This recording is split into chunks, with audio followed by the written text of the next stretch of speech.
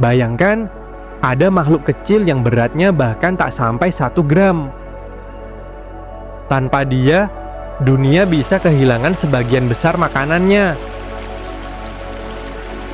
Makhluk ini bekerja secara diam-diam, tidak minta pujian, dan tidak minta perhatian.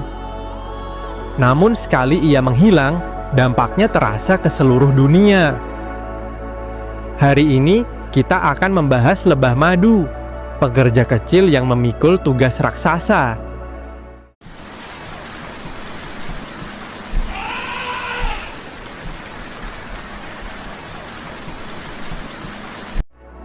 Lebah madu atau honeybee adalah serangga sosial dari genus Apis. Mereka berasal dari wilayah Eurasia dan Afrika, namun kini tersebar hampir di seluruh dunia. Dari hutan tropis, padang rumput, hingga perkebunan dan pekarangan rumah. Saat ini dikenal beberapa spesies utama, seperti Apis mellifera, yang paling banyak dibudidayakan manusia. Uniknya, lebah madu bukan sekadar penghasil madu. Mereka adalah mesin kehidupan ekosistem, tanpa suara, tanpa sorotan, tapi bekerja tanpa henti. Tubuh lebah madu itu memang kecil, panjangnya sekitar 1 hingga 2 cm saja. Warnanya kuning keemasan, dengan garis hitam yang kontras. Tubuhnya juga berbulu halus. Itu berguna untuk menjebak serbuk sari saat terbang. Sayapnya tipis dan transparan, bergerak hingga ratusan kali per detik. Yang paling menarik adalah perilakunya. Lebah hidup dalam koloni, terstruktur, disiplin, dan efisien. Lebah madu mempunyai kemampuan yang terdengar seperti fiksi. Mereka bisa berkomunikasi lewat tarian. Saat menemukan sumber bunga, seekor lebah pekerja kembali ke sarang dan melakukan gerakan khusus. Gerakan tarian tersebut menunjukkan arah bunga, dan kecepatan tariannya menunjukkan jarak. Selain itu, mereka mampu mengubah nektar cair menjadi madu kental melalui proses biologis yang sangat presisi. Dan soal pertahanan, sengatan mereka memang berbahaya.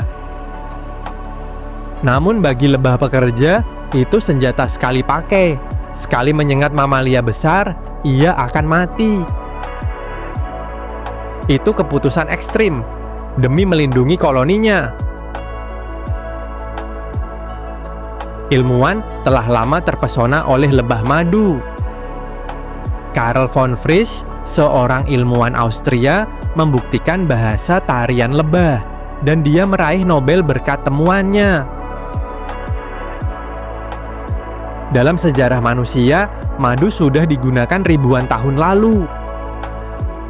Ia digunakan sebagai makanan, obat luka, dan bahan ritual. Yang mengejutkan, madu hampir tak pernah basi. Madu berusia ribuan tahun masih tetap bisa dimakan. Semua berkat kerja lebah yang sangat-sangat teliti. Banyak orang mengira lebah hanya ingin menyengat manusia. Tapi faktanya, lebah madu sangat menghindari konflik dengan manusia. Mereka menyengat hanya jika terancam saja. Lebah madu adalah penyerbuk utama. Mereka membantu tumbuhan berkembang biak, seperti buah-buahan, sayur, dan biji-bijian.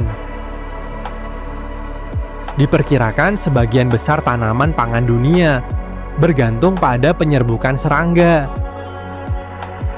Tanpa lebah, hasil panen bisa turun drastis. Rantai makanan juga bisa terganggu, dan ekosistem akan goyah. Jika lebah menghilang, tanaman pangan dunia bisa kacau, dan semuanya akan jauh lebih sulit.